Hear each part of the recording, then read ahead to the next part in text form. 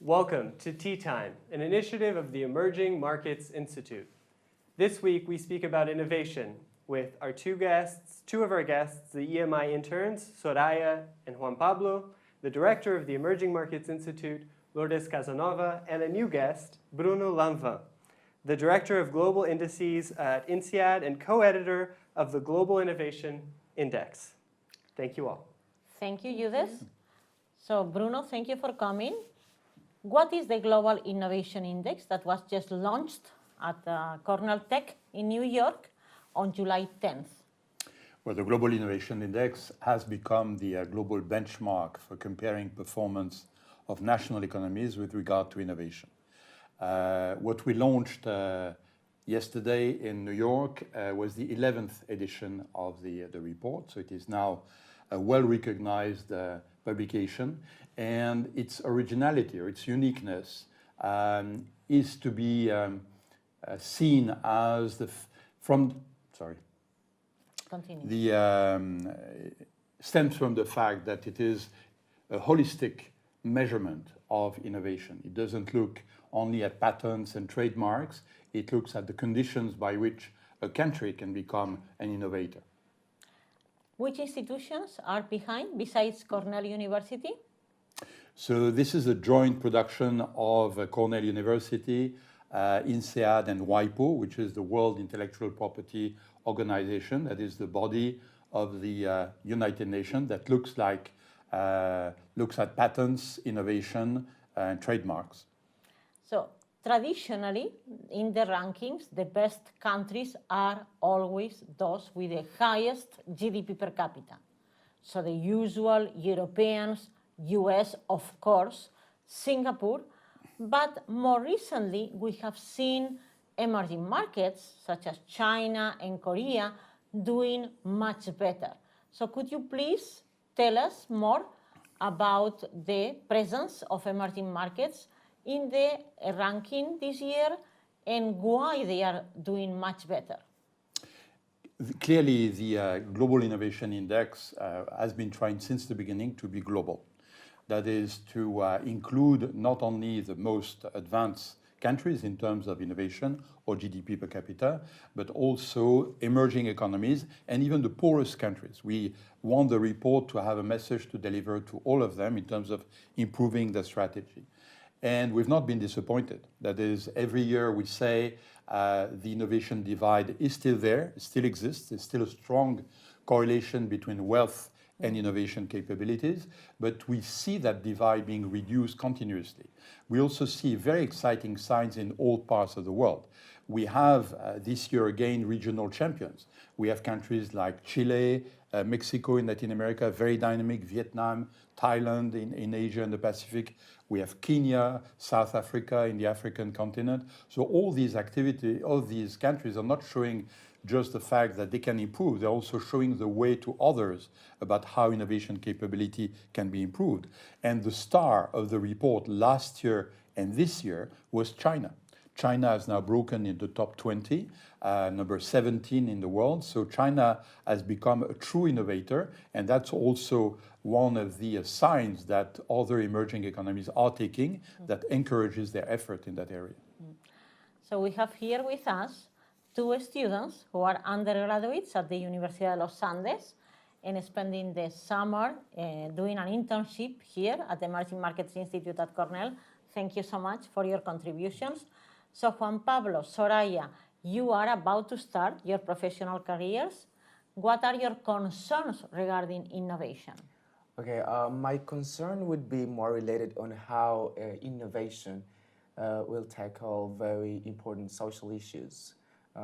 Such as poverty and such as education issues, which are happening right now in developing countries. And so are we opening more the gap with innovation to inequality, or are we using it to reduce the gap? So that's the main question and something I'm concerned about. Maybe? Yeah, first, thank you for expressing it so clearly, what I think is not only the concern of the new generation, the people coming to the labor market, but increasingly the concern of the establishment. People have realized that If growth is not inclusive, it is not sustainable. What I mentioned earlier about the Global Innovation Index remains. It's a holistic view of innovation, and therefore it includes as many hard indicators as it includes soft indicators by which we try to measure the feelings of the people and whether their issues are being addressed, the situation is being improved by what's happening on the field of innovation. We also insist very much on the fact that if we look at the last, let's say, 30 years, most of the innovation have not been technological innovation.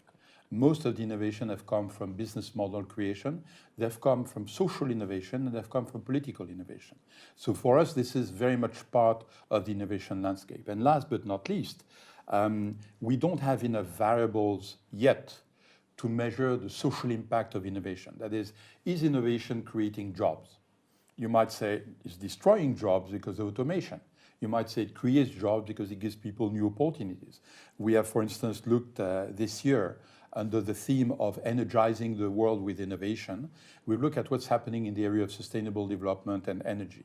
And we found that indeed the production, storage, transportation, and usage of green energy could generate several dozen million new jobs. Do we have the data to actually document that from every country? I would say not yet. But we encourage all of you students, researchers, to bring new data to us, and we'll include that. Thank you. Okay. Yes, with also Soraya, we have been working on study cases, and she has been doing research in an important Chinese company which produces energy. So because of one of the issues on this global index is very focused on energy. So if you'd like to share your Okay, well, we have in the Emerging Markets Institute, we have been researching about the State Grid, that is a state-owned company, utility, the largest utility company right now in the world, and the second biggest company by revenue. And State Grid has, since 2008, I think so, has started to invest in innovation in order to foster the development of green energies and the development of grids that reduce the line loss. So this innovation helps the decrease of energy losses, so we can improve the quality of the energy transmitted and also reduce cost. So, however, I think that there's still some things to foster, and not only companies like China, but also in all over the world and around emerging markets. I have to think about what are the policies and what can we do to implement the insights from reports or research as the Global Innovation Index in order to really apply what we have discovered in the emerging markets. Yeah, this is the example you were describing of a Chinese company active in that area is a perfect example, because you have an active player from an emerging economy who practically overnight becomes a global player. And we're going to see more and more of that in the future. The green economy is one of the areas where it's going to happen, not the only one. How can an instrument like this be of value in that context? I would say indirectly, because the critical elements you would need to develop further this kind of companies are microeconomic type of instruments. You will need to know what kind of support, what kind of action, what kind of recruitment are critically important for these companies to continue to grow. What the GII provides is a global benchmark tool that allows you to compare the performance of national economies. Okay. The reason why I say the effect is indirect is that this kind of ranking creates buzz, it creates discussions, it creates controversy. And the entrepreneurs in a particular country can go to their respective government and say, look, this is how you look to the outside world. You may look good, you may look not so good, but we can do something that will improve your position. So whatever these people think or can do at the microeconomic level will be influenced by the image that is projected at the more macroeconomic level. So this is one of the reasons why we have the GII.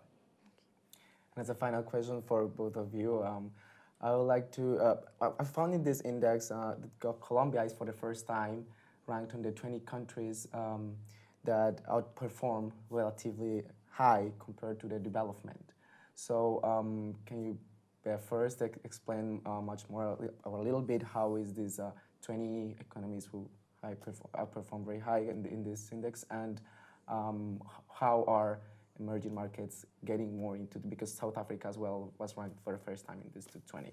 So what do you measure in this category, and why are emerging markets getting in? Clearly, again, we don't have an extra 45 minutes to develop all the reasons why, because every country is special. That is, you need to go deeper at the level of the pillars, sub-pillars and variables for every country to really understand what explains the performance. But in the case of Colombia, I think there are three elements which are very clear. There is an internal Latin American dynamics. Okay? So what happens in Colombia cannot be delinked from what's happening in Brazil or happening in Venezuela. There's a number of neighboring countries who have a strong influence on what happens or does not happen in a country like Colombia. At the same time, and this has not been very exciting, I would say, altogether in terms of growth. Yet, in terms of innovation, the peace process in Colombia has allowed a number of energies to be liberated, to be put to better uses, and hopefully it will be pursued. And we're going to see consequences at the level of education, at the level of job creation, and at the level of innovation. So for me, Colombia is a very exciting example of a country that had all the elements, the tools, the ingredients to become a high performer on the side of innovation. And the fact that it is what we call in the report a high performer in innovation, that is ranking higher on the index than what GDP per capita would suggest, is an indication that this is really happening. If I may, I would like to add that, as Bruno was saying, the ranking is highly correlated to the GDP per capita. So then also the framework has inputs, so what are the necessary conditions in terms of context, in terms of investments in R&D, that will produce the right outputs in innovation. So we want, at the end of the day, outputs. What happens?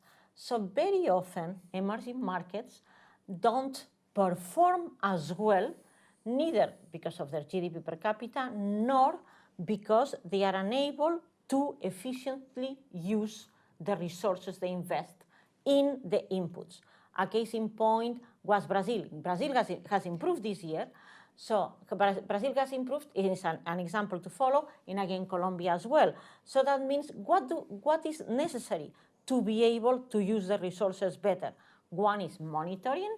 Second is long-term planning, medium to long-term planning, and then monitoring to be able to adjust the policies. And that's what some countries have started doing it very well, and definitely Colombia, Chile do very well. Brazil is improving in Latin America, and we look at China, and that's why China has jumped into number 617 this year.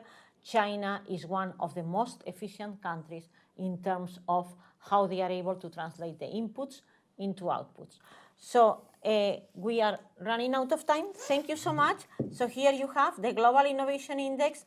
Thank you, Bruno, for being with us, for traveling from New York and sharing with us the views of how Global Innovation Index the framework can help countries to improve their innovation policies, a benchmark.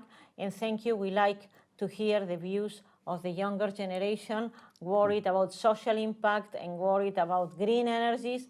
They remind us all the time how important these issues are for emerging markets, where usually poverty is higher and usually pollution is higher, and we need to remind ourselves the necessity to save the planet and, of course, inclusive growth. Thank you, Soraya. Thank you, Juan Pablo. And thank you so much, Bruno. And looking forward to working with you and collaborating with you as well on the emerging market science and innovation. Thank you. Thank you.